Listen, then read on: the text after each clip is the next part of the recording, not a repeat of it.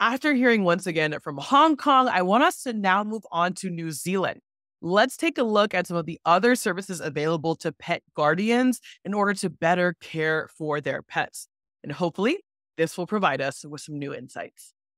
It's always good to know where things are in the animal services industry so we know where we stand here in Hong Kong. In this segment, we'll hear from Molly Kelsey. Hi, thanks, Molly. Thanks for coming in. Hey, nice to be here. Thank you. And she's a cat behavior consultant that's based in Auckland, and that is in New Zealand, so half a world away.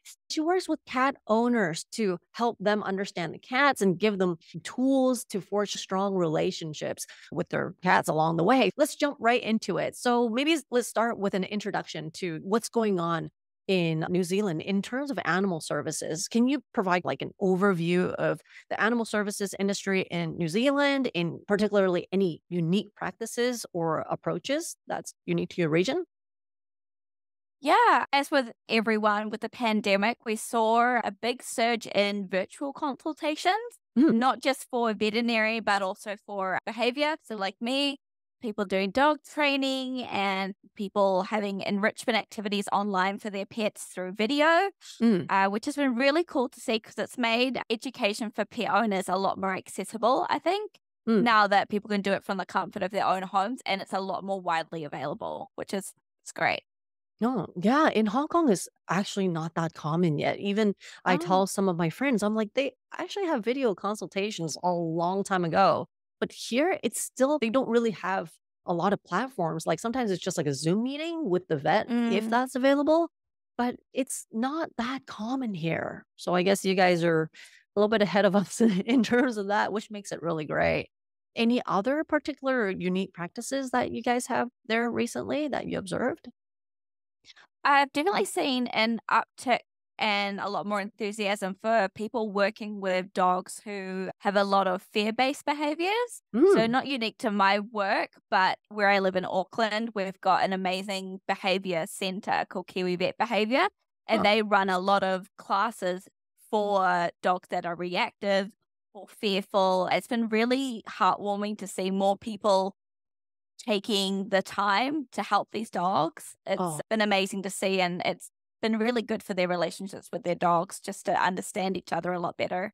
Oh, absolutely. And also, I think it's quite enlightening for the pet parents as well, the dog parents, because sometimes we don't know what we don't know, but by looking in the right direction, it just opens a new page to everything. Which leads to my second question is what current trends do you see, in the vet practices in your area that you find that is the most impactful or that's the most innovative? Yeah, subscription-based memberships to veterinary clinics. So Hmm. people are paying a monthly or yearly fee, and it entitles them to, say, set amount of checkups, blood tests, certain procedures to be discounted, vaccinations, things like that. And I think that's really good for owner compliance, getting them to take their pet to the vet because they've paid for this subscription and they may as well use it. There's that kind of drive to take your pet to the vet more regularly rather than just when they're injured or unwell.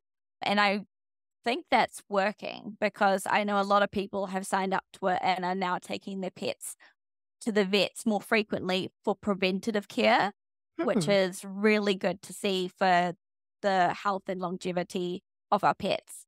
Wow. So I guess it's shifting from just being reactive to Mm. preventative stuff. Wow. Is it like really easily accessible? And is it covered by the insurance or in way?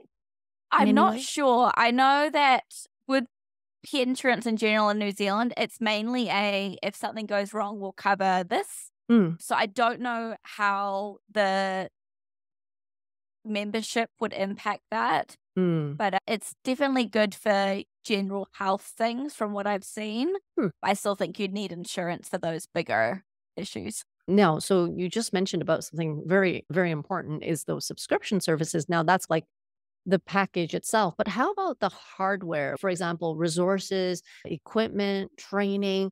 Mm. In terms of that, what do you think? Do you see anything new that's happening lately or something that's like a recurring trend or something that you think is like a main ingredient, something that's a must have for a top notch animal service industry? Do you see anything like that?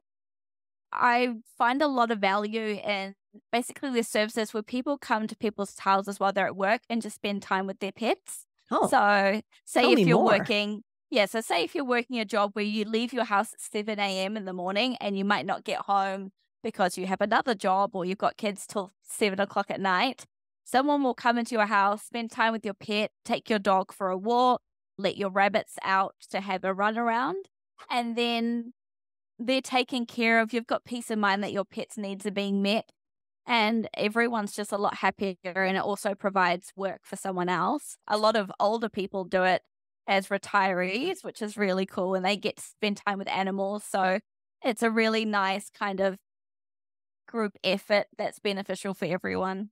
Oh, I've never heard of that. I've heard of Mm. dog walkers, but Yeah. I've never heard of the other parts. That is too Mm. cool. Is that like a recent thing? I think it just rolled out of pet sitting like naturally. I remember years ago when I was pet sitting while I was still living at home, and I would do ones where I'd just go and see people's pets during the day just Hmm. because they were working. And I think it's just rolled on. The demand for that has been attached to pet sitting as a profession. So I know in the UK it's quite big, especially in London. I have friends that do it in the city Mm, and they go to people's houses while they're out at work. mm. So it's definitely cemented itself in the industry, but it's quite a unique one. Oh, absolutely. Wow, that's a real eye opener. From my knowledge, I don't think that's a popular thing in Hong Kong yet. Hong Mm. Kongers, something to bear in mind if you're looking for new opportunities. We can actually learn from New Zealand where you guys have that already, huh? Interesting. Now, and another thing is in terms of the say the welfare, animal welfare standards and regulations, from what you know compared to say other parts of the world, where do you think New Zealand stands and what makes it so special? Because I know that Mm. the vet certificates from Australia and New Zealand, it's quite highly valued in Hong Kong. I'm not saying the other countries aren't, but they actually do pay a lot of attention. There's more and more pet parents that actually look at the certification, and the reputation already speaks for itself for half the equation already. So, can you tell us about some of the regulations that you guys have? Because we don't know what that's like over there. Yeah, I think a lot of it comes down to our border security because New Mm, Zealand is so isolated from the rest of the world. We've got some really unique native species that don't do well with certain animals coming in or certain diseases coming into the country. mm, So they're really strict on what animals can come into the country. And there's certain breeds and certain species that it's just you're not allowed. Whereas in other countries, you can have these animals as pets, no problem. mm, Free welfare, I think compared to some of the places I've visited, it's better, mm, but I still think we have a long way to go, mm. especially with animals that aren't seen as domestic pets, cows, pigs, chickens, all those animals and fish, they're left out of the equation. Yeah, people generally don't talk about fishes They unless it's like a don't. whale or dolphin, right? Yeah, yeah, unless it's free willy, people generally don't think about it. Exactly. And yeah, I think that's a big part of the equation that needs to be addressed here. But then we just have to see what happens. Related to that question, do you think there's any particular, say, cultural or societal practices where you are that really influence the pet ownership and animal care culture there? I've seen we have this, I guess you call it the Kiwi cat culture, where it's you get a cat, you give them food and water, and that's you take them to the vet when they're sick, and that's kind of it. In New Zealand, it's not mandatory to de-sex or microchip your cat. There's no registering of your cat. Person next door could have 20 cats and no one would be the wiser unless they went inside the house. Uh, So there's things like that. It's quite, I guess when I was growing up, it was quite laid back with cat ownership. It's definitely getting more onto it now. mm, But compared to other countries where it's a lot more regulated, mm, I definitely see a difference in that, especially with cats that we can have cats that free roam. They can go wherever they want. Whereas in other countries, it's very like they have to remain on your property. And then I guess as well, just culturally, what animals are kept as pets as well. mm. It isn't it isn't unheard of for people to have pet sheep, pet cows, things like that. Other people would be like, what on earth are you doing? But it happens. People have them. We have the land here. Yeah. Yeah. Yeah, I wish we have that here. We most of us live in apartments. I don't think you could really have a cow. But actually furthering that question, is TNR a thing for community cats? Is that quite popular? just like a side question? It does happen. I think funding is the main kind of brick in the way for it to Mm. happen more. We have a lot of stray cats in New Zealand. It's a big problem, a big welfare issue for these cats. With the first half of what you said, Hong Kong is like New Zealand. When you said about the practices in terms of cats not needing to be microchipped or desexed, that part is very similar. But sorry, go on. I think it would be bigger here, and I think it would assist in the issue if there was more funding. But there's a lot of grassroots charities that are doing it. And in Auckland, where I live, there is quite a big stray cat population just because there's so many people living here. And a lot of people have cats, and not everyone gets their cat desexed. And we're all contributing. So, yeah, I would love to see it be bigger here. I actually got my trap neuter return certification last year or the year before. So I'd love to be able to see that become a bigger project here. Oh, something to look forward to. Whereas in Hong Kong, the TNR culture is quite strong. I think most of the community cats that you see are, they're desexed. Because here, the non-profit veterinary clinics, they either charge something symbolically or it's covered. So it is pretty good. Even a lot of the private practices, if you take like a stray in and tell them that they need to get desexed, chances are they'll just charge you something symbolically, at least from my experiences. So there's that. Wow. So if anything, let us rub some of that off to you guys. Yeah, not-for-profit clinics like that Yeah. would be, I don't know of one here. We have a bunch. It went from, No. I saw it since I think about 15, 20 years ago. It went from one clinic and I think there's like a dozen of them now. Yeah, it's pretty good. Wow, that's Yeah. amazing. I know. And then another one is, can you provide insights into the adoption and shelter services where you are, and especially any notable strategies or programs? We just touched on it a little bit. TNR isn't that strong. How about the other stuff that I just said? Yeah, so in New Zealand, we have two avenues for adopting an animal or having animals up for adoption. We have the SPCA, or I guess overseas, there's the ASPCA, RSPCA.